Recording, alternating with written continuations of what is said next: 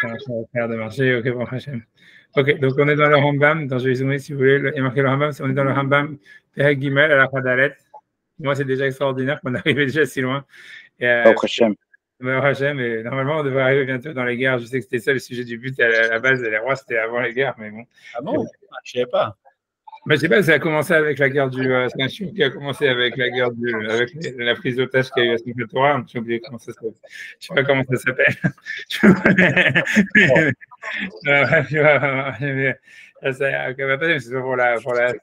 comment dire, la libération des otages, la guerre avec la victoire d'Israël. Okay. Amen, amen, amen. Donc voilà, donc on est pas à Guimel à la Hadalet. Donc il y a marqué Lo Yahbelo. Donc on avait vu l'interdit donc dans la Torah qu'il fallait pas qu'il y ait beaucoup de femmes, beaucoup de chevaux, et maintenant il y a l'histoire de l'argent. Donc en réalité, voilà, donc je vais très vite. Donc en fait, donc le pasuk, donc ça c'est le Rambam. Je dis le Rambam, donc c'est pas Guimel Hadalet. Velo Yahbelo Kesef Vezahav. Donc il y a l'interdit qu'il y ait beaucoup d'argent et d'or. Comme Big Nazav, je traduis le Rambam, l'anière Big Nazav pour le laisser dans ses trésors, ou l'Idga Odbo, et pour s'enorgueillir avec, ou l'Itna Odbo, pour devenir, pour se faire plus beau, quoi. Et là, le Hello, mais simplement, il doit avoir l'argent pour donner à ses armées, le Helotav, pendant ses armées, Va'avadav, et ses esclaves, et la Shamachav, et sa cour. C'est-à-dire tous ceux qui le servent. Alors, et donc tout ça, ok, on va voir ça. A priori, c'est simple ce qu'il dit le Rambam. On va voir. Mais la phrase qui est vraiment très, très, ça veut dire qu'il y a un grand chidouche du Rambam qui est très difficile pour laquelle en fait on va beaucoup discuter. On va discuter parce qu'il y a des preuves contraires et c'est très difficile. Personne n'a trouvé de source à le Rambam sur ça. C'est sur la suite parce qu'il dit ça. Il dit Vechol kesef vezahav sheyarve leotzar betafen. Ça veut dire le Rambam dit tout argent et tout or que en fait, le roi, il va multiplier pour le trésor de la maison d'Hachem. Ce n'est pas du tout clair qu'est-ce que c'est ce trésor de la maison d'Hachem. Les Béliot Sham Mouchan, qu'il soit là-bas et là-bas de l'argent, qu'il soit prêt pour les torquer si beau, pour la nécessité, pour si tu veux, pour le bien public, ou le Milchamotav et pour ses guerres, et pour ses guerres. Après, c'est une mitzvah l'arboto. Dit le Rambam, c'est une mitzvah pour lui qui en est le plus possible. Et ça, encore une fois, c'est un truc vraiment qu'on va voir. On ne sait pas d'où est-ce que personne ne sait d'où est-ce que le Rambam il a sorti ça. C'est-à-dire que le Rambam, on a l'impression qu'il veut dire. Je dis à 2 points dans cette phrase du Rambam, qui est un chidouche vraiment complètement du Rambam. La première chose, c'est qu'il dit qu'il y aurait une mitzvah sur le roi d'augmenter le trésor public au maximum. C'est-à-dire que tu vois qu'il faut que si tu ça veut dire qu'il ne doit pas faire l'endettement. Et deuxièmement, c'est bizarre, tu vois. Et en plus de ça, il dit, le deuxième point qui est vraiment très bizarre et obscur, c'est le nom de ce trésor public qui est bizarre, qu'il appelle ça Otsar Bet Hashem. Ça veut dire le trésor de la maison d'Hachem. Que tu vois, normalement, a priori, si tu dis que dans le Tanakh, ça veut dire, l'expression, elle existe, on la retrouve. Mais normalement, ça veut dire que c'est de l'argent qui est consacré à la construction du Beth Amikdash, au fonctionnement du Beth Amikdash, ou un truc comme ça. Tu vois, Otsar Bet Hashem, ça veut dire le trésor de la maison d'Hachem. Et par contre, lui, il continue sa phrase en disant Liot Sham Mouchan, qu'il soit là, que cet argent, il faut qu'il soit prêt à les sortir de Sibour, ça veut dire pour le bien public, il est Milchamotam, pour faire des guerres. Voilà, c'est-à-dire qu'il y a un deuxième point de Rambam, c'est-à-dire d'abord d'où est-ce qu'il sort un truc comme ça, qu'il y aurait une mitzvah sur le roi d'augmenter la richesse du groupe, si tu veux, du trésor public. Et deuxièmement, c'est le floutage qu'il y a vraiment sur cette histoire du trésor public, parce que si c'est le Otsar Bet Hashem, ça veut dire que c'est le trésor de la maison d'Hachem, normalement, ça ne devrait pas être utilisé comme il dit par la suite, et de sortir à Sibour pour les besoins de la communauté ou les milchamotam et pour les guerres. Et voilà. Donc voilà, c'est vraiment cette phrase que le Rambam dit, c'est vraiment c'est d'où pour source. On ne sait pas où est sa source, tu vois. C'est difficile de tu vois, on ne sait pas où est sa source. Et la deuxième chose, tu vois, c'est comment voilà, c'est même ok, disons qu'il a raison, même à son niveau, quoi, c'est un super gros floutage sur cette histoire du Otsar Bet Hashem, c'est-à-dire du trésor de la maison d'Hachem. Qu'est-ce que c'est, tu vois. Donc je continue dans ce cas, voilà. Grave, faut comprendre, en fait, c'est vraiment les pouvoirs régaliens, quoi. En gros, il doit s'occuper des pouvoirs régaliens qui est de créer l'infrastructure et le. Il dit pas que c'est une obligation. Ouais, un truc comme ça. Ouais. Et qu'il leur disait surtout d'augmenter. Ce que c'est super bizarre, c'est qu'il dit d'enrichir l'État, tu vois. Parce qu'il ne dit pas, en fait, il y a une mitzvah sur le roi. Ça, c'est par la suite, il va expliquer quel est le rôle du roi en ce qui concerne, tu vois, la construction des routes et des machins, des infrastructures, okay. etc. Ils vont parler. Mais ça veut dire, ici, c'est un autre point encore plus, tu vois, c'est comme si il doit faire des réserves d'argent, quoi. Puisque tu vois, il dit pas, tu vois, c'est pas simplement ça, c'est comme s'il a une politique, c'est le Rambam, il te dit une politique budgétaire anti-déficitaire, quoi. Comme si tu vois, pour lui, tu vois, ça veut dire qu'il y a une mise pour le roi de ne pas créer un déficit si tu veux, dans le trésor public, c'est ça ce qu'il dit. Ce qui est une pratique en Israël aujourd'hui, pour ne pas avoir de dépendance vis-à-vis des ennemis. Ouais, c'est possible, mais en tous les cas, c'est ça ce qu'il dit, c'est ça ce que lui dit, tu vois. Mais la question, c'est d'où est-ce que le Rambam a sorti ça, tu vois, c'est-à-dire, il dit que c'est une mitzvah. Tu vois, ça veut dire, où est-ce qu'elle a marqué cette mitzvah, tu vas expliquer. Ce qui n'est pas par rapport à l'endettement, on pourrait. En fait, comme du domaine qu'on ne doit pas s'endetter auprès des goïms, l'État ne doit pas s'endetter auprès d'autres pays. Ils peuvent s'endetter par rapport à eux-mêmes, comme le Japon, par exemple. Tu vois, je veux dire, il n'y a pas de. Si tu vois, moi, ce que j'ai dit comme question, j'ai dit que dans l'histoire, on a vu qu'à chaque fois, plus un État il était riche, et ça, c'est un truc qui s'est vérifié dans toute l'histoire, et ça se vérifie jusqu'à aujourd'hui, c'est plus un État il est riche, plus la population est pauvre. Et plus l'État est pauvre, plus la population est riche. Et ça, c'est un truc qui est vrai. C'est-à-dire, tu regardes, tu vois, tous les pays aujourd'hui sont endettés, tu vois. Et après, mais c'est vrai, ça, tu vois, l'Empire romain, par exemple, l'Empire, il avait lui-même de l'argent comme des malades, et les Romains eux-mêmes, ils vivaient comme vraiment dans la misère. Et ça veut dire, même jusqu'à aujourd'hui, tu peux regarder, tu vois, dans les gouvernements actuels, toutes les dictatures et tout ça, les États, ils sont riches. Mais même là aussi, tu vois, j'imagine qu'ils ont plus de réserves que la France, ou j'en sais rien, ou que les États-Unis qui endettent complètement. Et c'est un truc que tu retrouves dans toute l'histoire. Ça veut dire à chaque fois, dans tous les gouvernements, dans toute l'histoire, quand plus le gouvernement avait de l'argent, même s'il n'est pas corrompu, plus la population était pauvre. Et même, tu vois ce que je veux dire. Et c'est pour ça que, tu vois, moi, je ne sais pas, ok, disons, c'est une question économique, si on veut, tu vois, ça veut dire. Est-ce que l'État doit être riche ou est-ce qu'il doit être pauvre? Mais en fait, c'est super bizarre que le Rambam, tu vois, il dit c'est une mitzvah. Et le truc, c'est d'où est-ce qu'elle sort cette mitzvah? Et en plus de ça, tu vois, c'est comment dire, voilà quoi, voilà, c'est à part ça, c'est en plus, c'est quoi, c'est Otsar Bet Hashem, quoi. De quel fond il parle, tu vois, pourquoi est-ce qu'il appelle ça Otsar Bet Hashem? Otsar Bet Hashem, ça veut dire le trésor de la maison d'Hachem. Normalement, ça veut dire quelque chose qui est pour le fonctionnement du Beth Amikdash, mais pas quelque chose qui est pour les sorties de Cibourg et les guerres, tu vois. Même quelqu'un m'a dit dans le cours d'avant, il avait dit, ouais, en fait, on voit aussi que plus en fait, tu prépares un budget pour la guerre, plus tu vas la faire, quoi, aussi. Hein. Ça veut dire que lui, il parle aussi d'avoir de l'argent pour de réserve pour faire des guerres. Et tu vois, c'est aussi dire que c'est une mitzvah, quoi. Je veux dire, j'en sais rien. Tu vois, voilà, ok, c'est un point de vue. Le truc, c'est qu'est-ce que cette mitzvah? Qu'est-ce que cette mitzvah? Tout ça, c'est ça la vraie question. Et tu vois, ça veut dire, normalement, il dit que des choses qui sont marquées dans la Gemara. Et en fait, tu vois, dans la Gemara, en fait, tu vois, je vais faire quand même 2 minutes, tu vois, pour parler quand même la Gemara chez nous, la Gemara. Tu vois, parce que la Mishnah et la Gemara, donc, qui sont la source de Rambam sur cet interdit, ils ramènent le passouk de la Torah, donc comme ça peut faire d'une pierre deux coups, tu vois, mais voilà, pour voir comment dire pour voir, en fait, tu vois, simplement pour voir la structure, tu vois, en fait, voilà, donc je fais la Gemara, 2 secondes. Voilà, donc hop, tu vas avoir la Mishnah. Donc c'est la Mishnah, elle est dans Sanhedrin, elle est toujours la même, je ne sais pas si vous l'avez, j'espère que ça va. Je peux zoomer si vous voulez, ça va, vous pouvez lire ou c'est difficile? C'est bon? C'est bon? Okay. Donc la Mishnah dit lo yarbelo susim, parce que si je zoome plus, après j'enlève Rashi, quoi, c'est tout. Tu vois, lo yarbelo susim, ça veut dire qu'il ne doit pas avoir une multiplication. Donc la Mishnah, elle parle, on a déjà vu déjà qu'il ne doit pas avoir beaucoup de chevaux, et la quai des mers kafto, mais uniquement pour son char. Mais qu'est-ce que vezahav lo yarbelo meod? Parce que c'est le passouk qui dit ça, tu vois, ça veut dire le passouk, comme je vous avais dit, je ne sais pas la dernière fois, mais c'est-à-dire que sur l'interdit d'avoir des femmes et des chevaux, la Torah a dit lo yarbelo, il ne doit pas en avoir beaucoup. Quand ça part sur l'argent, il est marqué lo yarbelo meod, il ne doit pas en avoir beaucoup trop. Donc on a l'impression, si tu veux, que l'interdit d'avoir de l'argent, beaucoup d'or, il est moins, si tu veux, il est moins limitant que l'interdit d'avoir beaucoup de femmes, beaucoup de chevaux. Parce que tu vois, quand on dit lo yarbelo, ça veut dire ne pas avoir beaucoup. Et lo yarbelo meod, ça veut dire ne pas en avoir beaucoup trop. Donc ça veut dire dans le sens littéral des versets, tu vois, on lui permet plus d'argent que de femmes et de chevaux, quoi. Et en tous les cas, la Gemara dit lo yarbelo meod et là qu'aider l'iten la aspania shelo. Que pour donner à ça aspania. Et aspania, c'est pas du tout évident, tu vois, qu'est-ce que c'est, tu vois, ça veut dire, c'est pour ça ici, ce que la Gemara, donc ici la Mishnah, elle dit simplement que pour l'argent, la limite, c'est qu'il peut avoir de l'argent pour payer sa aspania. Maintenant, si tu regardes dans Rashi à côté, tu vois, Rashi explique le mot aspania. Elle dit Skar Chayalota, ça veut dire c'est l'argent qu'il doit payer pour ses chevaux, pour ses armées. Et a priori, mais ça veut dire, selon le Rambam, ça inclut aussi sa cour, ses esclaves, tout ce qu'il a besoin. En fait, tout ce qui est le frais de fonctionnement. Mais Rachid dit un truc qui est très intéressant et qu'on va voir, tu vois, qui va contre Maïmonide et qu'on voit que c'est la base dans les Yerushalmi, c'est parce qu'il dit Aspania, ça veut dire Aspania, on ne connaît pas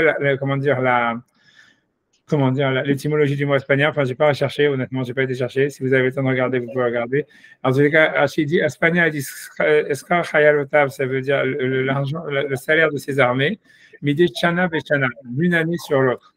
Anechnasim Payotim Immo Chana, ceux qui rentrent et ceux qui sortent avec lui chaque année. Ça, c'est ce qu'il dit Rachid, sur le côté. Et tu vois, en fait, Rachid, contrairement à Rambam, ça veut dire, je vais expliquer pourquoi. On peut dire, ouais, est-ce qu'il dit ça chaque année? Pourquoi il dit ça? En fait, a priori, on va le voir en fait que la base de Rachid, c'est le Talmud de Yerushalmi. C'est une opposition à ce que Rambam dit. C'est-à-dire que le Rambam dit, en fait, il faut avoir des réserves. Et Rachid veut dire, en fait, non, tu vois, c'est-à-dire que le roi, il doit avoir un budget qui est ric-rac, et en fait, si tu veux, qui est basé que pour d'une année sur l'autre. Et a priori, même les commentateurs, ils disent, ouais, en fait, selon Rachid, c'est au mois de Nissan, c'est parce que, comme on dit Rosh Hashanah la Malachim, le Rosh Hashanah des rois, c'est Rosh Chodesh Nissan. Donc, ça veut dire en fait qu'il devait avoir un budget pour le mois de Nissan, et que chaque mois de Nissan, en fait, tu vois, ça veut dire il cut son truc et il dit voilà, c'est pour cette année, c'est ça mon budget, mais il n'a pas à faire des réserves d'une année sur l'autre, contrairement à ce qu'il dit Maïmonide. Tu vois, quand tu regardes dans Rachid, on voit que Rachid dit l'argent de ses armées, a priori de l'Espagne, il dit ses armées. A priori, ce n'est pas limité aux armées, mais il dit Shmidi Shana Beshana, d'une année sur l'autre. Anef Nassin va Nimo Kol Shana, ceux qui rentrent et qui sortent avec lui chaque année. Et en fait, si tu regardes en fait, la base de Rachid, je vais expliquer d'où est-ce que c'est ça Rachid, 2 secondes, si j'arrive à retrouver dans le truc. En fait, c'est dans le Talmud du Yerushalmi, on va le faire, 2 secondes, j'arrive. Voilà. 1 seconde. Voilà, hop. Donc, ça, c'est le Talmud du Yerushalmi. Tu vois, donc, je ne sais pas si vous l'avez. C'est, voilà, vous l'avez, j'espère que vous l'avez, je peux zoomer sur ça par contre. Vekesef Vezav, donc je ne sais pas si vous l'avez, il y a marqué au milieu du paragraphe, il y a marqué Vekesef Vezav, la deuxième ligne, parce qu'au début ça part sur les chevaux, je n'ai pas envie de votre truc. Il y a marqué Vekesef Vezav, Lo Yarbel Omeod, ça veut dire qu'il ne doit pas avoir beaucoup d'argent et d'or. Et là, qu'il y a des liten Aspania, que pour donner à son, ça veut dire à sa, ils ont traduit son payroll. Rabbi Yoshua ben Levi Amar, Rabbi Yoshua ben Levi, il a dit Amar, ou Bilvad, Aspania shel Shanazo Bilvad. Ça veut dire Rabbi Yoshua ben Levi, donc c'est un Yerushalmi explicite. Rabbi Yoshua ben Levi, il dit c'est uniquement pour le budget de sa cour, de son armée, pour une année. Et donc, tu vois, ça veut dire dans le Talmud Yerushalmi, et personne ne discute sur ce Rabbi Yoshua ben Levi. Ça veut dire, c'est-à-dire que tu vois, donc, et c'était ça la source de Rachid qu'on a vu sur la Mishnah qui a dit qu'en fait, le budget, le roi il doit avoir un budget annuel et l'argent qu'il peut avoir, c'est pour son budget annuel. Ça vient du Talmud Yerushalmi qui dit en fait que le roi, il ne doit pas accumuler en fait du trésor dans l'argent, dans le gouvernement. Et il doit en fait simplement, il peut simplement avoir un budget, il doit avoir de l'argent pour l'année, mais il n'a pas à aller plus loin que ça. Tu vois, contrairement à ce que Maïmonide dit semble dire. Et voilà, donc c'est une difficulté parce que personne ne discute sur ça, personne ne discute sur les Yerushalmi ni rien. Et donc, alors que le Rambam, il dit que c'est une mitzvah du contraire, lui dit que c'est une mitzvah pour le roi, encore une fois, d'accumuler des richesses pour le gouvernement et d'avoir une trésorerie, tu vois, qui est la plus grande possible. On peut parler, donc si vous voulez, il y a un des commentateurs de Maïmonide, les plus importants, tu vois, ça veut dire le Lechem Mishneh, il pose la question, je ne sais pas si vous voulez, voilà, ça c'est le Lechem Mishneh, c'est un commentateur de Maïmonide, je ne sais plus, vous avez qu'à regarder qui c'est, hein, je crois que c'est Rav Bouton, c'est un commentateur qui était après du 15e siècle, et lui il dit, donc il pose plus ou moins, il fait cette remarque, tu vois, sur Maïmonide, il dit que Delitel Nehayelota pour donner à ses armées, il dit Amrou bi Yerushalmi, ils ont dit dans les Yerushalmi, Rabbi Yoshua ben Levi Amar, Rabbi Yoshua ben Levi, Bilvad, Arsania shel Shanazo Bilvad, c'est-à-dire uniquement pour le budget d'une année de ses armées, de sa cour. Pour une année, il n'a pas accumulé d'une année pour l'autre. Verabenu, donc ça veut dire c'est une question. Donc lui dit Verabenu, ça veut dire Maïmonide. Lokatavken n'a pas écrit ainsi, Mipnei Sherash, Istamo, Bigma Adidan, parce qu'il dit que dans le Talmud de Bavli, on n'a pas ramené ça. Donc lui il dit, mais c'est très très drôle. Ce qu'il veut dire, lui, ce qu'il dit, c'est un pour, tu vois, pour dire ce que, pour avoir acquis de conscience, pour expliquer, tu vois, qu'est-ce qu'il dit le Yerushalmi, ça veut dire, il dit, ça veut dire lui ce qu'il dit, le Mishneh pour justifier le Rambam, il dit que du fait que le Talmud de Babylone, il n'a pas ramené la vie de Rabbi Yoshua ben Levi, ça voudrait dire qu'en fait, il n'est pas d'accord avec lui, et que ça serait ça la source pourquoi le Rambam lui dit Donc, tu vois, mais bon, c'est sûr que c'est très faible comme explication parce qu'en général, tu vois, on dit pas ça, on dit pas si le Talmud de Yerushalmi il a dit quelque chose, le Talmud de Bavli il a pas dit, ça veut dire qu'il est pas d'accord. C'est-à-dire qu'il n'est pas d'accord et que la halakha, c'est comme l'opposé, ouais. Ouais, non, tu vois, ouais, exactement. On peut pas dire, c'est très difficile, tu vois, mais ça montre, si tu veux, comment dire, la difficulté. Tu vois comment les commentateurs, en fait, ils n'ont pas réussi à trouver. D'abord, Maïmonide dit c'est une mitzvah, c'est encore pire, tu vois, mais en plus de ça, tu vois, alors qu'il faudrait trouver une source pour aussi, si c'est une mitzvah, il faudrait que ce soit une source. Dis que, tu comprends, il y a trois étapes, quoi. Il y a déjà une étape de dire que la halakha n'est pas comme Rabbi Yoshua ben Levi, alors que tu n'as aucune source pour dire ça. Tu vois, ça veut dire sauf que dans le Talmud de Babylone, on n'a pas ramené. Et ça, déjà, c'est pas du tout évident. Normalement, tu dis pas par défaut, le Talmud de Babylone, il discute sur le Talmud de Yerushalmi. Tu dis simplement le Talmud de Babylone. Si tu trouves un avis divergent explicite, tu vois, si tu dis par exemple le Talmud de Yerushalmi dit A, le Talmud de Babylone dit B, écoute, et voilà, donc tu peux dire, ok, le Talmud de Babylone discute sur le Talmud de Yerushalmi, et tu peux dire, voilà, ok, Maïmonide, il a choisi soit de trancher comme le Talmud de Babylone, soit comme le Talmud de Yerushalmi. Mais là, ici, c'est pas le cas. Ici, c'est le Talmud de Yerushalmi dit A, le Talmud de Babylone dit rien, et tu dis, ah, puisque le Talmud de Babylone dit rien, ça veut dire qu'il pense pas comme A, tu vois. Et donc, tu vois, si tu commences à réfléchir comme ça, tu peux foutre en l'air, tu vois, ça veut dire, tu peux envoyer balader beaucoup d'halachot, tu comprends. Si tu dis que tout ce qui n'a pas été rapporté par un auteur, ça veut dire qu'il n'est pas d'accord, tu vois, tu peux élaguer beaucoup, tu vois, parce que chaque auteur, tu vas lui dire, oui, il n'a pas ramené ça, il n'a pas ramené ça. Tu vois ce que je veux dire? Ça, c'est déjà un. Et après ça, même il a été beaucoup plus loin parce qu'il a dit c'est une mitzvah. Tu comprends? Il n'a pas simplement pas ramené la vie de Rabbi Yoshua ben Levi. Il a en plus, tu vois, il a en plus, si tu veux, il a dit que c'était une mitzvah de dire le contraire. Et ça, il n'y a aucune source dans le Talmud, tu vois, dans le Talmud, même Bavli ou quoi que ce soit. A priori, personne des commentateurs n'ont trouvé une source là-dessus, quoi. Donc voilà, voilà, c'est dingue pour expliquer, tu vois, au niveau, si tu veux, le philologique, quoi, si on veut, voilà, le problème, tu vois, dans lequel on est. Et Rashi, clairement, qu'on a vu dans la Mishnah, il semble dire que non, pour lui, le budget, c'est d'une année à une autre, etc. C'est pour ça qu'il y a plein de commentateurs, même de Maïmonide, pour être honnête avec vous, qui sont plus tardifs, qu'eux, ils disent non, en fait, Maïmonide, il est d'accord. En fait, c'est que pour le budget d'une année, mais s'il n'a pas marqué, c'est parce que c'est évident. Mais bon, ça aussi, c'est, voilà, quoi. Ok, ça aussi, c'est très d'oragan, on va dire. Mais bon. Mais disons, voilà, c'est-à-dire qu'il y a une impasse, quoi, si vous voulez, il y a une sorte de difficulté, en tous les cas, assez grande. Et voilà. Après ça, donc j'ai voulu simplement, tu vois, ramener encore. Donc voilà. Donc là, j'ai voulu ramener ici un truc assez intéressant. Ça veut dire, ouais, je sais pas comment je. Ouais, ça veut dire. Je pense que c'est mieux de regarder d'abord le texte comment dire, dans. Une seconde.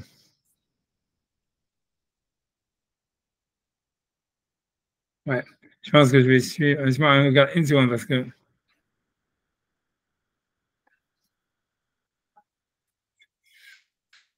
Ouais. Ça veut dire je vais suivre cet ordre-là. Donc, en fait, j'ai commencé sur le livre des Chroniques qui ramène un passage étrange. Juste sur la source du Yerushalmi, il est où?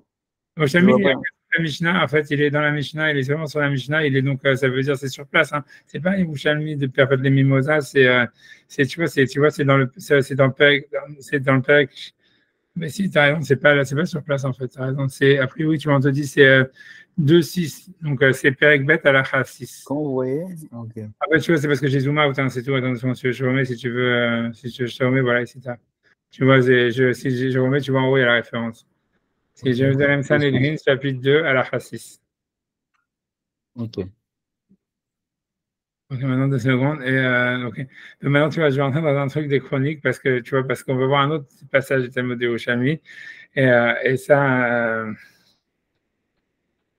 tu vois, donc ça, voilà. Donc ça, c'est un. Comment dire, ça, c'est un passage du livre des chroniques qui va être commenté, on va dire presque d'une manière humoristique par Yerushalmi. Enfin, bref, tu vas pas être humoristique, mais ça veut dire que on va voir qu'il y a un autre passage du Talmud Yerushalmi qui va s'interroger sur cette histoire-là du trésor public, etc., etc. Et donc, en fait, ici, donc, où est-ce qu'on en est ici? Donc, ça, c'est un passage des chroniques qui parle, en fait, de l'appel d'offres. Ça veut dire qu'en fait, si tu veux, David Ameller, avant sa mort, il a fait une campagne de fundraising pour le Beth Amikdash. Et d'ailleurs, si vous voulez, pour la petite histoire, si vous voulez, donc, je le dis déjà à l'avance, comme ça, si j'ai pas le temps de le dire après, mais c'est-à-dire que pour la petite histoire, si vous voulez, à la fin de cette campagne de fundraising, en fait, on va voir qu'il y a Vaïvar David. Ça veut dire que le passage qu'on dit tous les matins de Vaïvar David et Hachem, l'Ené Kolakal, Vaïvar David, Borata Hachem, etc. En fait, c'est une bénédiction que David il a fait pour le Kaal, en fait, du clan d'Israël, parce que la campagne ça veut dire de ramassage de l'argent, tu vois. Je connais qu'on parle d'argent. C'est pour ça qu'on donne des pièces à ce moment-là. Wow. Voilà. Ça veut dire qu'elle a été successful, exactement. Mais en fait, ce qui est plus rigolo, c'est quand tu regardes dans les commentateurs, si tu veux, dans les Rishonim, ça veut dire, et même ça ramène dans le tour, qu'en fait, l'idée, c'est que historiquement, ce qui se passait, c'est que les gens, tu vois, si tu veux, ils ne payaient pas leur membership à la synagogue. Et donc, en fait, si tu veux, le truc, il était que quand on arrivait tu vois, finissait les Alléluia, etc. Donc, l'idée, la seule manière, tu vois, en fait, de faire payer les gens, c'était de dire, OK, si jamais vous ne payez pas, donc on ne commence pas la file, on ne fait pas Ishtabar. Tu comprends? Et quand ils avaient reçu la somme, tu vois, qu'ils voulaient, alors ils commençaient par faire David. Oui, c'était comme ça, c'est ça les Wéminac. C'est ça la source, parce qu'en fait, dans les Sidourim, tu vois, anciens, jusqu'au 8e siècle, le Vaïvar David et Eliashé, ils ne sont pas partis du texte de la Tfila. Et en fait, ça a apparu en fait en Europe. Et en fait, on voit que, et ça veut dire dans Rachid, c'est parce que c'est Rachid lui-même qui lit dans son sido que ça a été mis en fait, tu vois, parce que les gens, et c'est pour ça. Donc après, à l'époque du Harizal, comme les gens, ce problème il a disparu, que les gens, les synagogues, elles n'avaient plus des problèmes de fond, que tous les matins ils devaient récolter, et que si je récoltais pas, la seule manière c'est de faire du chantage, c'était sur les gens, c'était de dire si jamais vous payez pas, on n'avance pas. Et donc ils s'arrêtaient avec David jusqu'à ce que les gens ils payent. Et donc le Harizal, il a dit il faut garder le minac, de donner des pièces, tu vois. Mais le lien, c'est ça, Stam. C'est comme ça, vous savez, la base de ce vinac, je connaissais, enfin, je savais, mais je n'avais pas compris, ça ne m'avait pas percuté jusqu'à maintenant, quoi. Les Sfaradis, c'est pas un truc, normalement, ils passaient directement de Alléluia à Ziyech Moshe? Non, je sais pas, non, normalement, a priori, ce texte, on ne sait pas d'où il sort, tu vois. C'est-à-dire, le Vaïvar David, mais a priori, c'est clair, ça vient, c'est parce qu'en fait, c'était le moment pendant les Psuké des Imra, c'est le moment où ils collectaient l'argent pour la choule. Et en fait, l'idée, c'est que les types, ils s'arrêtaient à Vaïvar David, et tant qu'ils n'avaient pas reçu la somme qu'ils avaient besoin, ils n'avançaient pas. Donc, si vous voulez faire Kaddish et tout ça, etc., ben, vous devez vous arrêter tant qu'on vous avez payé. Le texte, il a été mis pour ça. A priori, c'est clairement, historiquement, c'est ce qui apparaît le plus, qui apparaît le plus. Et après, donc, quand les gens étaient payés, on faisait Vaïvar David pour bénir le Kaal qui avait payé l'argent, tu vois. Bref, en tous les cas. Parce qu'on ne voit pas dans le Rambam, quand il lise les pilotes, on n'en parle jamais. C'est pour ça que je dis c'est un texte tardif, c'est un texte qui est arrivé tardivement. Tu vois, qui est arrivé tardivement, ça veut dire du 9e siècle. En fait, c'est quand les Juifs sont arrivés en Europe et qu'ils n'avaient pas d'argent, quoi. C'est-à-dire, tu vois, chez les Juifs Ashkenaz, on a l'impression que c'est dans le Sir d'Orachi que ça apparaît, etc., des trucs comme ça. C'est quand ils sont arrivés en France, tu vois, au début, ils étaient vraiment dans une situation très difficile. Donc, en fait, il y avait vraiment. Tu vois, ça veut dire, a priori, je ne sais pas, j'imagine que tu vois bien que dans la Michel Bérard, il y a les trucs de payer l'argent pour les bougies, il y avait des problèmes d'éclairage, des problèmes de chauffage, tu as le beurre minimal, quoi. Et donc, il fallait faire une grosse pression sur les gens pour que ils payent les frais de fonctionnement minimal. Bref, en tout cas, mais ça, le Vaïvar David. En tout cas, peu importe ici, donc on est dans la campagne de fond de David Ameller sur le Beth Amikdash. Et donc, on nous dit, donc, en fait, donc, ça nous dit quoi? On dit, Vayomer David Ameller, l'école à 4. Donc, David Ameller, il dit, donc, il est à la fin de sa vie, il dit à toute l'assemblée, Shlomo Beni, Echad, Bacharbo, Elohim. Donc, voilà, Shlomo Beni, il est un, c'est lui que Hachem, il a choisi. Nahar, il est jeune, Varach, et voilà, il est, je sais pas, tendre. De là, il a un grand travail pour lui, que ça veut dire de construire le Beth Amikdash qui va lui incomber après sa mort à lui. Kilo Adam Abdira, ça veut dire c'est pas l'homme c'est parce qu'il n'est pas en train de construire un palais pour un homme, il doit construire Akil Hashem Elohim, il doit construire un palais pour Hashem Elohim. Il dit Vechol Kochi et de toute mon énergie, Achinoti les bêtes Elokai, j'ai préparé moi pour la maison de mon Dieu. Donc, Azahav, la Zahav, de l'or pour de l'or, Akesef, la Kesef, de l'argent pour de l'argent, Nechochet, ça veut dire du cuivre pour du cuivre, Barzel, la Barzel, c'est du fer pour du fer, Vaetim, la Etim, et des bois pour du bois, Avne Shoam, des pierres de précieuses, on va traduire comme ça, au Milouim, Avne, pour, tout ça, c'est des pierres précieuses que j'ai pas envie de traduire, Verikma, et des broderies, Vechol, Even, Yekara, et toutes les pierres précieuses, Avne Shaïch, et du marbre, la robe, énormément, tu vois, ça veut dire énormément de choses. Ça veut dire qu'il a préparé plus ou moins tous les matériaux nécessaires pour la construction du Beth Amikdash. Il dit, bien sorti, Beth Elohim, Et en plus de ça, parce que je veux la construction du temple, je vais casser un discours extraordinaire qui peut servir pour tous ceux qui vont faire du fundraising. On se ferait dans un dîner américain. En plus, comme je veux la construction Beth Eloka et la construction de la maison d'Hachem, Yesh li Segula, ça veut dire j'ai un compte. Segula, c'est déjà un trésor. J'ai un compte secret, grosso modo. J'ai un compte aux îles Caïman. Zahava Kesef, dedans il y a l'or et l'argent. Benatati le Beth Eloka, et je donne pour la maison d'Hachem les Mala Mikol Hachem et Mikol Echinuti le Bet Hamikdash, plus que ce que j'ai déjà préparé pour toute la maison du Kodesh. Et dit la somme dit Shloshet Alafim Kikare Kesef, 3000 Kikarim d'or, Shloshet Kikarim, Mizav Ophir, du Zar d'Ophir, Shivat Alafim Kikar Kesef, 7000 tu vois, lingots d'argent, Mizuka Klatoar Kirot Abatim, qui va servir à faire les enduits sur les machins. Bref, tu vois, la zahav, la kesef, l'or pour l'or, l'argent pour l'argent, ça veut dire le pour tous les travaux, Be'al Harashim à donner aux menuisiers, aux orfèvres, aux mitnadev. Donc maintenant, aux mitnadev, voilà, moi je donne ça, je sais pas, 50 millions de dollars, 1 milliard, j'en sais rien. Aux mitnadev, les malot, yado ayom Hashem. C'est-à-dire qui match. Tu vois, David Ameller, il demande, voilà, j'ai donné ça, vous matchez. Après, on te dit, vaïnadvou, saré à avot. Et donc, ils ont, les saré à avot, ils ont dit, les Saré à Gifté Israël, ils ont dit, donc les chefs d'Avot, ils ont dit, les chefs d'Israël, les Saré à la Fim, et les centurions, les généraux, les Saré à Melech, nous, ils ont donné à la Avodat Beth Elokim, ils ont donné pour la maison d'Hachem, Zav, Kikarim, Chamesh et Alafim, donc aussi, ils donnent, tu vois, 5000, plus que lui, tu vois, le Darkonim, Rabo, et des pièces énormément, avec Kesef Kikarim, Aseret Alafim, ou une Rochette, tu vois, donc ça veut dire des lingots, 10 000, une Rochette Rabo, et du cuivre, ou Shmonat Alafim Kikarim, 8 000 lingots de cuivre, ou Barzel, Maëlef Kikarim, et bon, ça veut dire chacun, il donne, tu vois, ça veut dire, il donne plus que lui, il a donné a priori, ils font plus que marcher. Tu vois, c'est l'impression. Banimza, Otto, Avenue, et tous ceux qui avaient des pierres précieuses, Natnou, la Haute-Sar, Bet Hachem. Donc voilà, ce fameux trésor de la maison d'Hachem, à Yechiel Agarshuni, et que le comptable de tout ça, c'était Yechiel Agarshuni.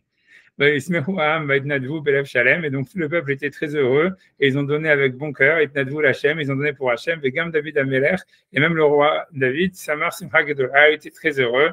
Et c'est là où, comme je dis, David et Hachem, le Nekhalakal, vraiment David Mouhat Hachem et le Israël, tu vois, où il bénit le peuple pour avoir été si généreux et pour avoir permis la contribution de la construction du Beth Amikdash, etc.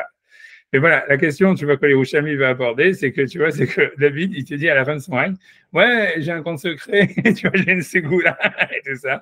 Et les Rouchami se demandent, mais quoi, d'où est-ce que David, il a un compte secret, tu vois, ça vient, Kelo et Arbelo, Kesef et Zahav, nous, il a tout ce temps, ce truc à donner, tu vois, c'est comme les mecs quand ils font les donations dans les synagogues, et c'est que tout vient du CO2, tu vois, ça veut dire, oui, le Forex, que je ne savais pas que David, il faisait du Forex, les trucs comme ça, d'où vient l'argent, tu vois ce que je veux dire, puisque David a mis à pendant 40 ans, il était roi d'Israël et il n'a pas d'autre job. Donc, tu vois, d'où est-ce qu'il a accumulé une fortune personnelle? D'où vient le compte secret dont il est question ici? Tu vois donc, donc le Oshami va poser ça. Tu vois, ça veut dire le Oshami, en tous les cas, tu vois, c'est le Oshami, il est en PA 4, 2, 3. Tu vois, je pense que j'espère que ça apparaît avant que je zoome out. Ça, c'est un Oshami beaucoup plus difficile à trouver, entre parenthèses, que l'autre, parce que l'autre, moi, il est sur Sanhedrin et tu le retrouves dans les livres de référence qui sont sur le Rambam. Mais ça, par contre, tu vois, c'est en fait, c'est un Yerushalmi, c'est le, comment il s'appelle, c'est le Meshach Horma qui le ramène, c'est comme ça que j'ai trouvé. Et dans le Meshach Horma, en plus, il y a une fausse référence. Et donc, ça, c'est pour le trouver, c'était, tu vois, c'est pas été compliqué, comme j'ai dit, c'est parce qu'en fait, tu vois, dans les nouvelles éditions du Meshach Horma, ils ont, comment dire, ils ont corrigé, mais c'est pour ça, si tu veux noter une référence, celle-là, elle est plus difficile à trouver que l'autre, tu vois. Alors, et donc, en fait, tu vois, donc, le Yerushalmi, tu vois, donc lui, en fait, tu vois, Yerushalmi, il parle de complètement autre chose là-bas. C'est pour ça que je vous dis que c'est pas, tu vois, difficile à trouver. Tu vois, ça veut dire, voilà, je dis simplement ce qui se passe. Tu vois, Yerushalmi, il parle ça veut dire d'une halakha qui n'a rien à voir. Donc c'est Yerushalmi dans PA. Dans PA, c'est-à-dire que c'est le PA, c'est le coin du jardin qu'on donne, du champ qu'on donne aux pauvres. Et en fait, là-bas, la Mishnah, elle dit qu'il y a une halakha que si jamais quelqu'un, n'importe quel pauvre qui a il est zoché, ça veut dire il acquiert automatiquement tout le glanage, je crois, qui est 2 mètres autour de lui. Ça veut dire pourquoi ils ont fait ça, Arba Amot autour de lui. Et l'idée, c'est que non seulement n'importe quel pauvre, mais ça devient une halakha générale, que n'importe qui les connaît, il acquiert ces Arba Amot, tout ce qui est autour de lui dans 2 mètres de circonférence, ça lui appartient. S'il trouve un objet, si quelqu'un trouve un portefeuille, et pourquoi ils ont fait, mais ça veut dire pourquoi ça lui appartient, même s'il n'a pas fait Agba dessus. c'est un décret d'ordre rabbinique. Pourquoi? Donc, d'où vient ce décret? Ça, c'est la Mishnah qui le dit là-bas dans PA. C'est parce qu'on voulait pas que les pauvres ils commencent à se battre avec, tu vois, physiquement, quoi. C'est-à-dire qu'en fait, quand il y avait de la PA, tu vois, donc tu vois, parce que les mecs, ils glanaient après la récolte, mais en fait, c'est vraiment au moment de la récolte, donc tous les pauvres, ils étaient derrière pour essayer d'attraper, tu vois, eux, le truc, tu vois, ce qui avait été laissé. Donc, en fait, si tu dis pas, chacun, il gagne automatiquement ce qui est 2 mètres autour de lui, en fait, chaque pauvre, il commençait, tu vois, il va se jeter sur toutes les gerbes de blé qu'il y a, tous les trucs, et puis il se battent, tu vois, en disant, c'est moi qui prends ça, c'est moi qui prends ça. Donc, la manière d'éviter, tu vois, qu'il y ait des conflits physiques, tu vois, voilà, des combats physiques entre les pauvres tu vois, pour le glanage, c'est de dire qu'automatiquement, quelqu'un qui est dans un endroit, tout ce qui est 2 mètres autour de lui, ça lui appartient. Donc, tu vois, voilà, alors, ça veut dire, ça faisait que, voilà, au moins, tu ne viens pas à un combat physique, même si jamais quelqu'un dit c'est dans mes 2 mètres, l'autre dit c'est pas dans mes 2 mètres, j'en sais rien. Mais c'est pas comme si, tu vois, les mecs, ils se jettent sur les gerbes et ils se tirent les uns sur les autres, tu vois ce que je veux dire. Ouais, en tous les cas, donc ça, c'est de ça ce que la Mishnah, elle parle, et c'est sur ça, bizarrement, que le Yerushalmi va ramener cette histoire de David avec son compte secret.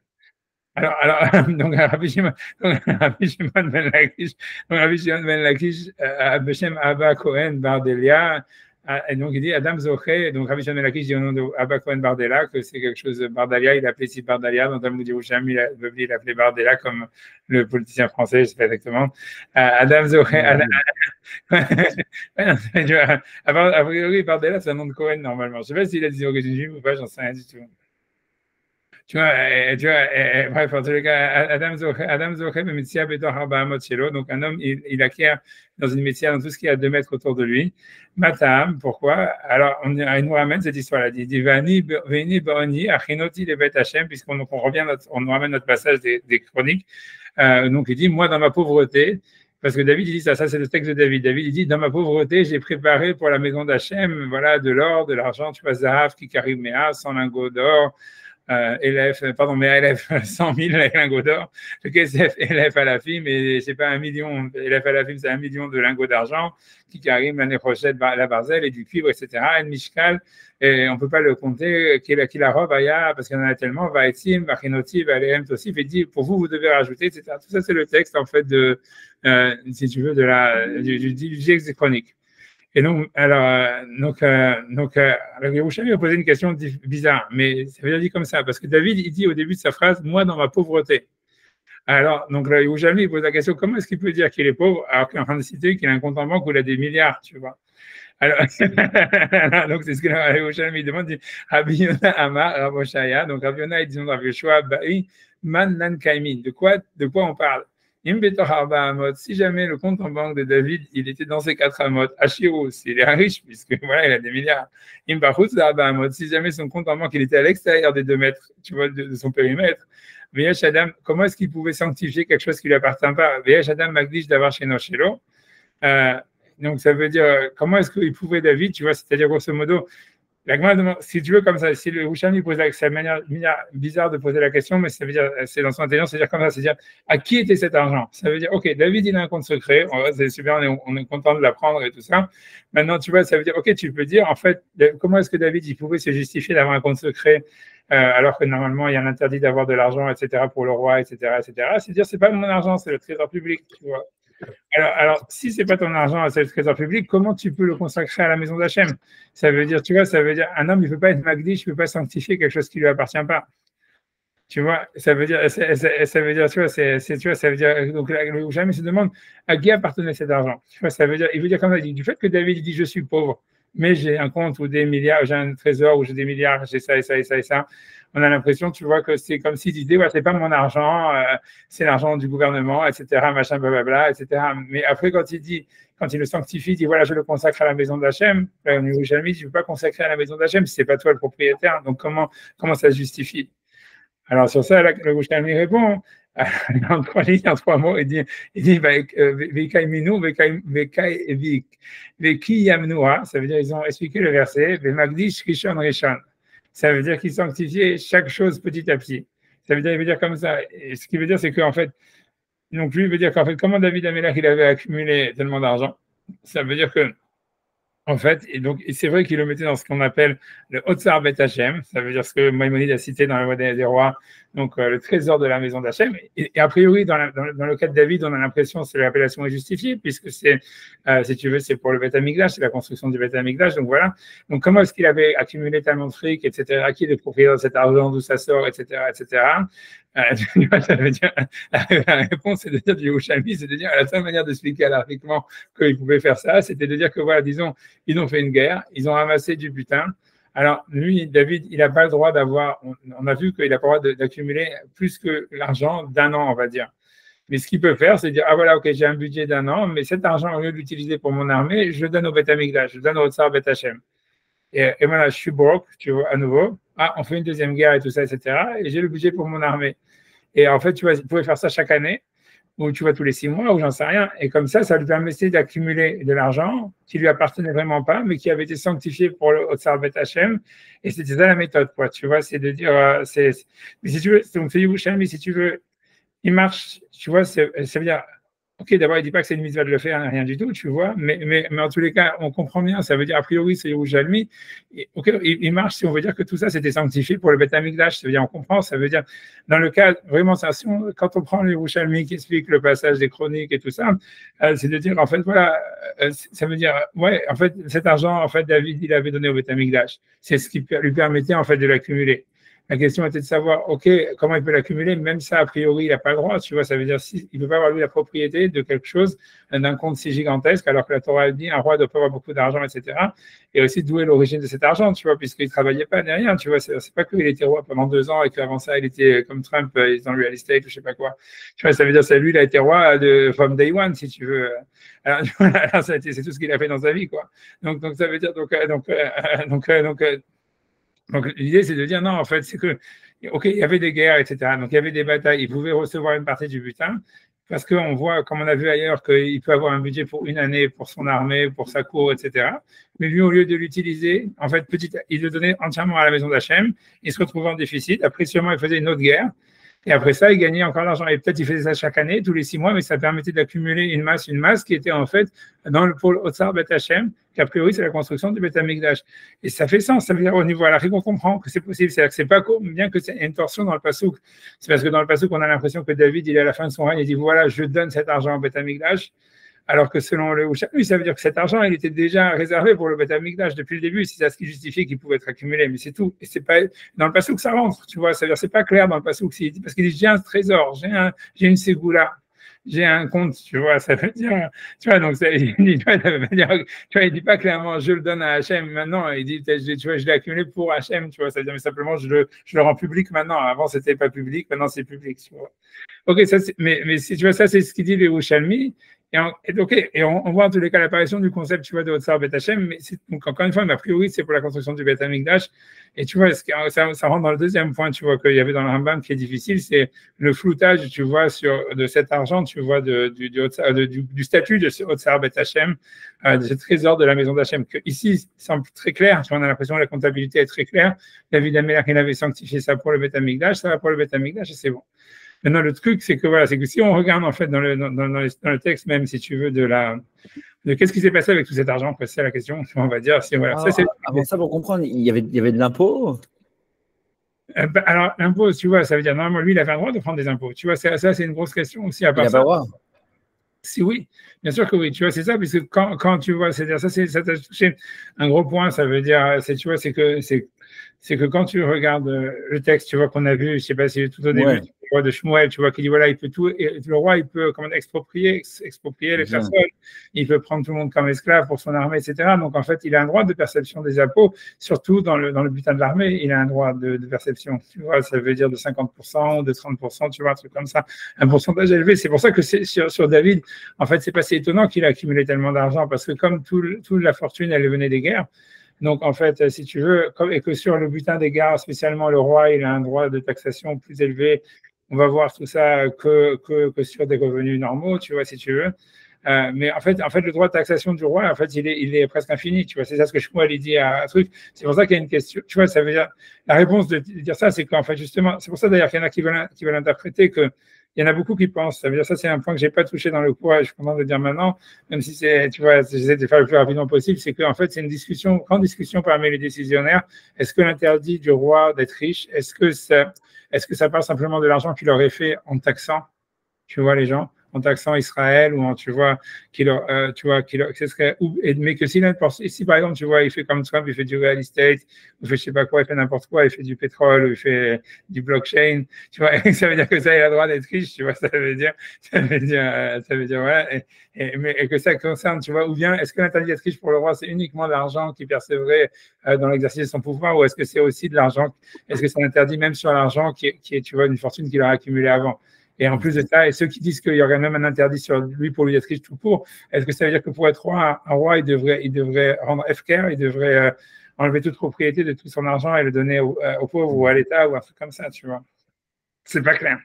C'est pas clair, tu vois, parce que tu vois, la Torah, simplement, on ne doit pas le multiplier l'argent de l'or, tu vois.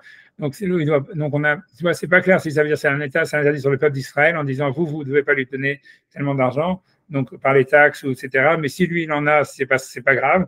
Ou il y en a qui disent, tu vois, qui ne sont pas graves. Mais tu vois, dans le cas de David, la question, ça ne peut pas expliquer l'origine de sa fortune parce que David, il était roi depuis le début, tu vois, il était 40 ans roi. Et avant ça, il n'avait pas d'argent, on sait, tu vois, parce qu'il était, tu vois, il était plus ou moins pourchassé par Shaoul et tout ça. Donc, c'est pas qu'il avait un business à côté, tu vois, c'est sûr. Tu vois, et donc, tu vois, mais bon, ça, c'est rien que pour dire que ça, c'est une marloquette, si tu veux. Ça, c'est un sujet de discussion que Maïmonide, il n'a pas abordé, tu vois. Il est resté dans le flou. Mais quand vous dites le budget de l'année, il avait le droit qu'à un budget de l'année. Ça, c'est Rachid, ouais. Ok, mais c'est un budget de l'année qui vient d'un impôt. Ouais. Ouais. Il est hors de la guerre, a priori. Non, moi, qui inclut la guerre, puisqu'il dit Chailota, ou Rachid dit Aspam. Si encore une fois, tu vois, c'est la traduction du mot Aspania ou Aspamia, je ne sais pas exactement le mot qu'on a dit, c'est pas Aspamia, c'est Aspasiana. Aspasiana, c'est ça le mot. En fait, tu vois, quand je dis, c'est pas clair. Tu vois, Rachid, il dit son armée, Rambam, il dit son armée et sa cour, et ses esclaves. Et tu vois, en fait, moi, je n'ai pas été recherché au fond, tu vois, la racine du mot. Je suis sûr que c'est vrai que tu regardes dans Diastro, tu vas trouver, tu vois, si c'est un mot grec ou un mot latin et qu'est-ce que ça représente exactement, tu vois, j'imagine, tu vois, mais tu vois, ça inclut l'armée aussi, ça inclut la cour, ça inclut les frais de fonctionnement du palais, ça inclut tout ça, ils pouvaient percevoir un impôt pour tout ça, tu vois. Mais l'idée, c'est que normalement, pour qu'il n'en ait pas trop, selon Rachid, la limite, c'est que voilà, il a un budget annuel et il ne doit pas dépasser ce budget annuel. A priori, l'argent, elle était sûrement pris au mois de Nissan, parce que c'est le Rosh Hashanah la Malachim, c'est le Rosh Hashanah des rois. Donc, ça veut dire c'est qu'en fait, au mois de Nissan, quand on récoltait l'argent pour le Beth Amikdash, pour les Korbanot, on récoltait aussi l'argent pour le roi et le gouvernement et la cour et tout ce que tu veux. Mais voilà, il ne devait pas dépasser son budget, quoi. Il fallait qu'en fait, selon Rachid, interdit d'avoir beaucoup d'argent et d'or. C'est très simple, c'est qu'il fallait qu'à la fin du mois, quoi, je veux dire, à la fin de l'année, à mois de Hadar, là, maintenant qu'on est là 5 jours avant Hadar, il faut que le roi il soit à sec, quoi. Et tu vois, à zéro, quoi. Et qu'après ça, après ça, il a le droit d'avoir un budget pour 1 an, et pas plus. Ça, c'est selon Rachid, c'est ce qui sort du Yerushalmi, ce qui est normal, tu vois. Après le Rambam, mais ils ne semblent pas du tout dire ça. Tu vois, il dit qu'il y a une misère accumulée pour l'Otsar Bet Hashem. Et c'est l'Otsar Bet Hashem, il est bizarre, encore une fois, parce que même si on dit, OK, c'est ce que le Rambam il veut dire, c'est comme ça, c'est que, en fait, ce qu'il veut dire le Rambam, c'est que l'Otsar Bet Hashem, ça serait comme une sorte de paradis fiscal pour le roi, tu vois, c'est pour traduire, tu vois, ça veut dire, tu vois, c'est parce que si tu vois, ce que je veux dire, c'est ce qu'il a fait le Rambam. Si la source du Rambam, a priori, la source du Rambam, c'est l'histoire de David. Il y a une super grosse extension, tu comprends, c'est que dans le cas de David, l'Otsar Bet Hashem, c'est le trésor de la maison d'Hachem, il était pour le Beth Amikdash. Et ça se comprend, si tu veux. OK, c'est de l'argent sanctifié au Beth Amikdash. Comme il a sanctifié au Beth Amikdash, c'est pas son argent, c'est bon. Mais si tu dis que c'est ça, alors tu ne peux pas dire après, ouais, je vais l'utiliser pour le bien public ou pour ça ou pour ci, tu vois. Le Rambam, il dit ça au Tsar Bet Hashem, il a dit, je ne sais pas si vous vous rappelez, il dit, je vais relire, il dit c'est les Tzorket Sibour, c'est Liot Shamuchan, les Tzorket Sibour, le Milchamotam, ça veut dire pour les biens publics et pour faire les guerres. Il dit mitzvah l'arboto. Et tu vois, ça veut dire, comment tu vois, c'est comme un deuxième problème qu'il y a dans le Rambam, c'est OK, disons que tu sors, je ne sais pas d'où, qu'il y a une mitzvah, etc. Mais comment ce Otsar Bet Hashem, il a un tel, tu vois, qui serait, tu vois, une sorte de compte flou que le roi, il a, dans lequel il peut mettre tout le fric qu'il veut et il dit non, c'est pour le bien public. Tu vois, comment tu peux traficoter les fonds comme ça, tu vois, c'est-à-dire, a priori, tu vois, ça veut dire, a priori, dans le cas de David, c'était clair, tu vois, c'est donné pour le Beth Amikdash. OK, c'était secret parce qu'il le dévoile qu'à la fin de son règne. Mais OK, c'est tout ce qu'il y avait si tu veux, de pas clair, c'est qu'on savait que jusqu'à la fin de son règne, il avait caché, quoi, on va dire, et que voilà, à la fin de son règne, il le dévoile. Mais après ça, il y a un comptable, et après ça, c'est pour le Beth Amikdash, et c'est terminé. Tu vois, lui, le Rambam, on a l'impression qu'il veut dire, ouais, le Rambam, le roi, il peut avoir un compte secret dans la île Caïmane, et puis, ouais, c'est pour le bien public, c'est le trésor public, c'est une mitzvah qui en est le plus possible, tu vois. Tu vois, ça veut dire, et tu vois, c'est super bizarre. Et, tu vois, et moi, c'est pour ça que moi, dans l'autre cours, moi, j'avais dit, ouais, c'est possible que le Rambam, il pensait que dans les Chot Melachim, il pensait que, si tu veux, qu'il y avait des goïms qui disaient ça, et qu'en fait, il avait fait ça même peut-être. Mais j'ai dit, c'est pas vrai. En fait, c'est une fausse explication, parce que c'était écrit en hébreu, le Mishneh Torah, et c'était pour les Juifs, c'était pas, les goïms, ils n'ont pas eu accès au Mishneh Torah. Le Guide des Égarés, ça a été écrit, les goïms, ils le lisaient, c'était écrit en arabe. Et donc, il savait, le Rambam, que tu vois, il a tenu compte des lecteurs non juifs, tu vois, si tu veux, mais pas dans le Mishneh Torah. Bref, tu vois, donc, en tout cas, en tout cas, pour continuer l'histoire, c'est que pour donner si tu vois, c'est qu'en fait, parce que là, je sens que j'ai le temps presse et je sens que j'ai l'autre cours qui va commencer, voilà. Et en fait, tu vois, ça veut dire, donc, en fait, la question, c'est savoir, encore une fois, tu vois, qu'est-ce qui s'est passé avec cet argent qui a été récolté pour le Beth Amikdash. Et donc là, tu vois, tu vois, ça veut dire, des secondes, c'est que, faut que j'arrive à retrouver où j'en suis, pourquoi là, si ça se problème. Excuse-moi. Ouais. J'espère que je vais pas me casser trop la figure.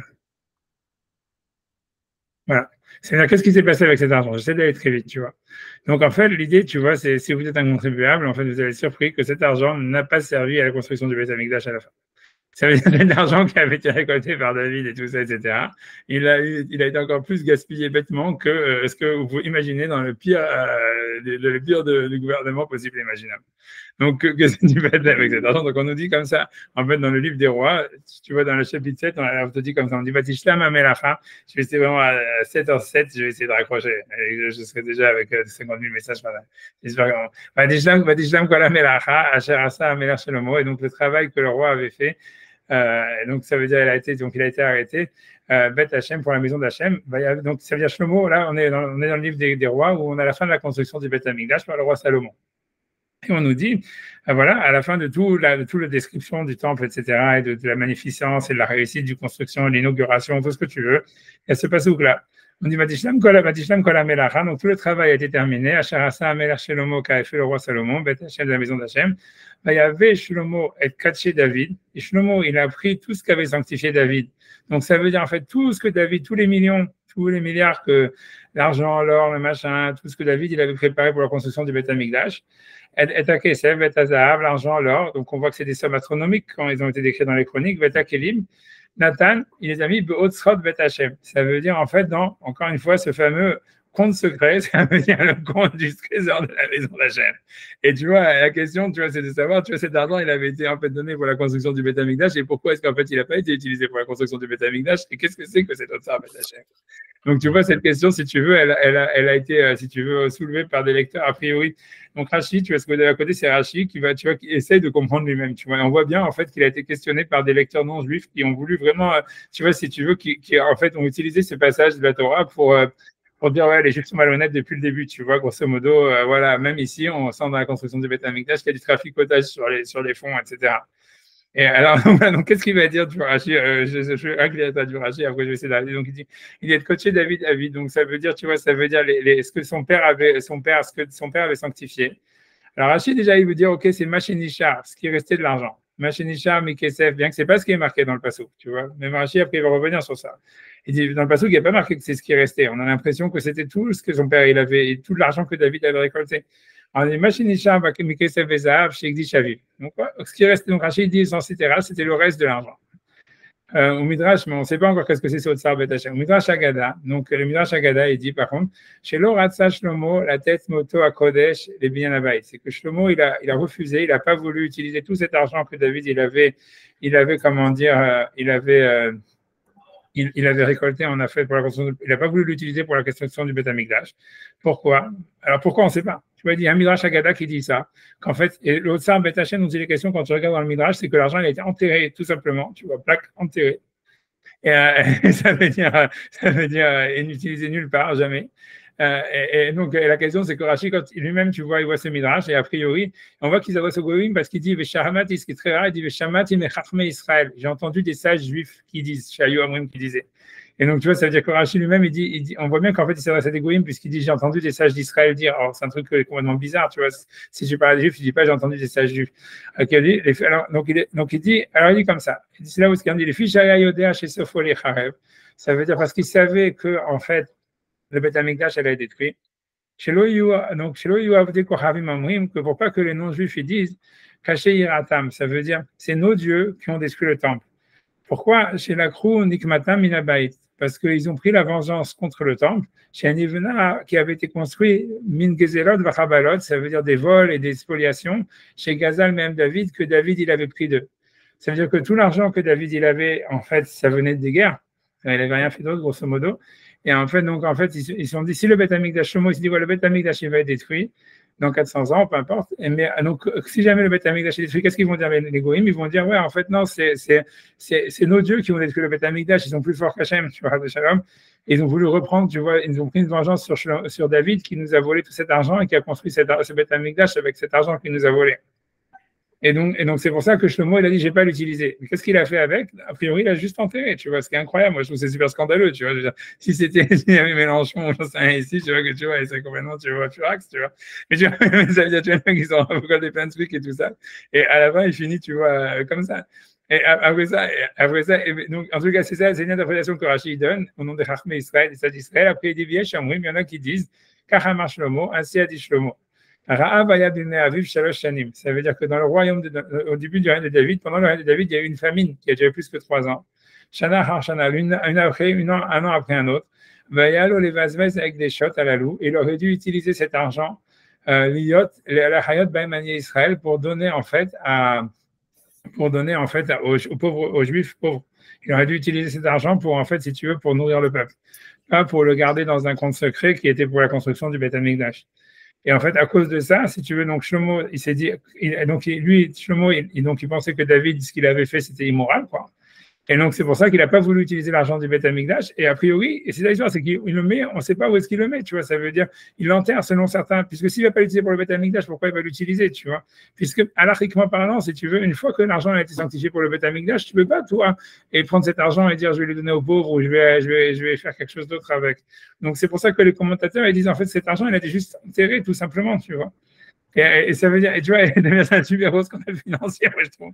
Mais ça veut dire, tu vois, tellement la mauvaise gestion, tu vois, de ce Otsar Bet Hashem. Mais ce qu'on voit en tous les cas du Rambam, ça veut dire, c'est pour ça que ça est super flou, tu vois, parce que le Rambam, il te dit, ouais, le Otsar Bet Hashem, si tu veux, on pourrait l'utiliser pour les pauvres, on peut faire ci, on peut faire ça. Alors, on a l'impression de ce que Shlomo, est-ce que ça veut dire que c'est ce que Shlomo, il veut dire que, bien que ça avait été sanctifié pour le Bet Amikdash, David, il aurait pu l'utiliser pour les pauvres, et que lui, il se donne, quand il le met dans le Otsar Bet Hashem, il se donne le droit d'utiliser pour les pauvres au cas échéant, ce qu'on n'a jamais vu après ça. Enfin, cet argent-là, il n'est jamais, tu vois, utilisé nulle part et on n'entend plus parler, tu vois.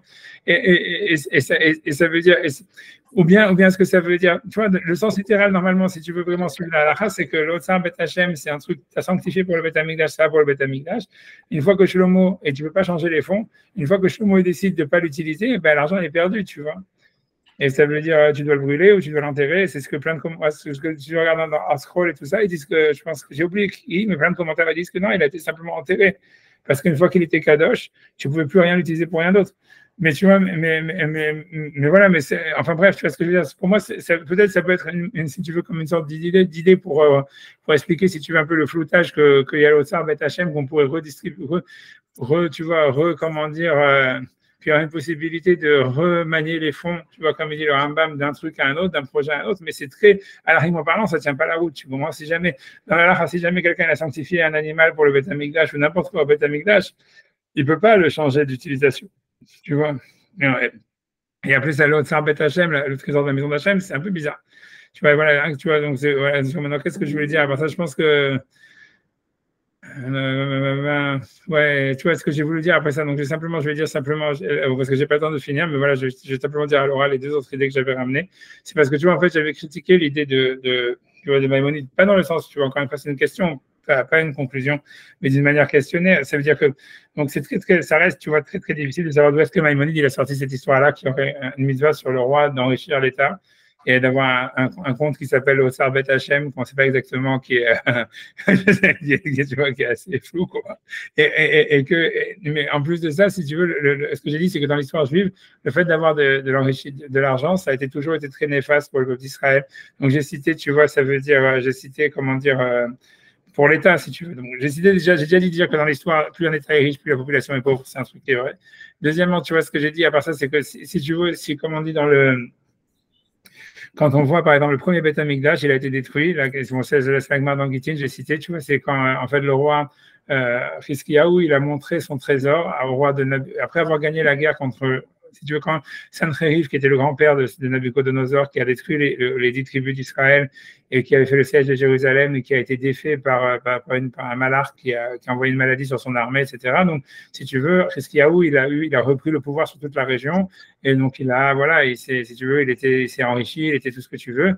Et si tu veux, le roi, pendant une certaine période, qui n'a pas duré longtemps, peut-être 20 ou 30 ans, comment il s'appelle, le roi du Nord, quoi, le roi de la Babylonie, quoi, le père de Nabucodonosor, il envoyait des cadeaux et des émissaires si tu veux, à Hiskiyahu pour lui montrer son allégeance, etc.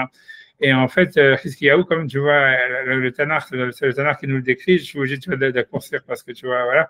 Mais j'ai vu la référence dans le chat, si vous voulez. En fait, il va montrer, c'est l'Agma qui explique, c'est pas clair dans l'Agma, enfin, c'est dans le texte du Tanakh lui-même, il va montrer tout son trésor tu vois, aux envoyés du père de Nabucodonosor pour lui dire, voilà, regardez, je suis riche et tout ça, etc., pour faire style en croyant qu'en montrant qu'il a plein d'argent, Nabucodonosor, tu vois, il va avoir peur de les attaquer, tu vois. Alors qu'en fait, c'est exactement le contraire. Ce qui se passe, c'est que quand les envoyés retournent chez Nabucodonosor, ils disent, ouais, regardez ce type-là, ils ont plein de trucs dans leur compte en banque et tout ça. Et dans le Beth Amikdash, il y a des tonnes d'argent, il a un Otsar Bet Hachem, tu vois, où c'est plein audace. Leur armée, des moyens, on peut y aller, on va se créer, quoi. Et en fait, tu vois, donc l'Agma et Ishaïa, le prophète Ishaïa qui était là, il dit, quand il demande à Hiskiyahu qu'est-ce que tu as fait, il lui raconte tout ce qu'il a fait, et il dit, mais t'es complètement fada, à cause de ça, tu vois, le Beth Amikdash, il va être détruit, etc., c'est sûr, c'est fini, tu vois, maintenant, ils vont avoir envie de nous conquérir, tu vois. Et voilà, et ça l'histoire lui donne raison à Ishaïa, quoi. Et donc, ça, c'est un passage du Tanakh clair. Et donc, ça montre que voilà, qu'avoir de l'argent, tu vois, ça excite plus que de donner de la sécurité, tu vois, comme le Rambam, il dit, voilà, plus on aura de l'argent. Et en plus de ça, tu vois, ça donne une fausse confiance en soi, en se disant, voilà, j'ai de l'argent, donc, ok, donc, je peux faire la guerre, etc. Et tu prends une position hautaine, et puis après, tu t'en prends plein la gueule, quoi. Alors que, tu vois, si tu as un compte à zéro, tu vois, tu vois, tu restes modeste, quoi, et tu ne fais pas d'ennemis, quoi. Et ça, tu vois, ça, c'est donc, tu vois, ça, c'est une chose, tu vois, qu'on voit dans l'histoire, et c'est comme ça que le premier Beth Amikdash a été détruit. Mais c'est encore plus, c'est que la Gemara dans Gittin, elle dit quand même le deuxième Beth Amikdash a été détruit à cause de ça, et ça, c'est aussi un fait avéré historique chez les historiens Goy, par Joséphus, etc., que les Romains, ils ont détruit le Beth Amikdash à cause des taxes. Ça veut dire que les Juifs, ils payaient pas de taxes. Ça veut dire l'Israël, les Juifs, ils s'étaient, comment dire, ils s'étaient enrichis à mort, durant par l'Empire romain, puisqu'ils étaient au centre si tu veux, de l'Empire dans la Méditerranée, donc ils faisaient énormément de commerce, donc ils étaient devenus très riches. Les Romains, en fait, ils demandaient les taxes, les Juifs, ils n'ont pas voulu payer les taxes. Et en fait, si tu veux, les Romains, ils sont venus, ils ont détruit le Beth Amikdash et tout ça à cause des problèmes de taxes. Et c'est écrit clairement, comme je vous ai dit, dans Joséphus et dans plein d'historiens Goy, qu'en fait, si tu veux, dans l'Empire romain, que pendant 3 ans, le cours de l'or, il s'est effondré après la destruction du Temple et d'Israël, parce qu'il y avait tellement d'or et d'argent qui était là-bas. En fait, si tu veux, ils n'ont pas réussi, ça fait effondrer le cours de l'or complètement. Ça veut dire incroyable. Et tu vois, mais tout ça, ce que ça veut dire encore, voilà, que voilà, c'est si tu vois, et la Gemara, du coup, elle dit au début, elle dit, avant de ramener comme ça, elle dit, le Beth Amikdash a été détruit à cause qu'ils avaient confiance trop dans leur argent, tu vois. Et donc, donc, ils se sont dit, ouais, la même chose, on peut se battre contre les Romains, on a plein d'argent, on peut tenir des sièges. Et c'était vrai, sauf qu'ils ont chacun brûlé leurs réserves, etc. Mais ça veut dire, ils avaient de quoi tenir. Tu vois, comme je dis, les Romains, ils étaient plus fiers d'avoir battu les Juifs que Vercingétorix, tu vois, ça veut dire la colonne de Trajan, tout ça, parce que c'était, si tu veux, parce que c'était une puissance qui était militaire, mais qui était basée sur l'argent. Et la Gemara le dit. Et donc, l'idée, c'est que voilà, c'est que l'argent, avoir beaucoup d'argent dans un État, pour le peuple d'Israël, ça n'a pas été quelque chose qui a été fondamentalement heureux dans l'histoire, quoi. Et c'est pour ça que, pour finir, tu vas terminer, je raccroche après, tu vois, donc, c'est pour ça que c'est très questionnable, parce que le Rambam veut dire qu'il y aura une mitzvah sur le roi d'enrichir l'État, tu vois.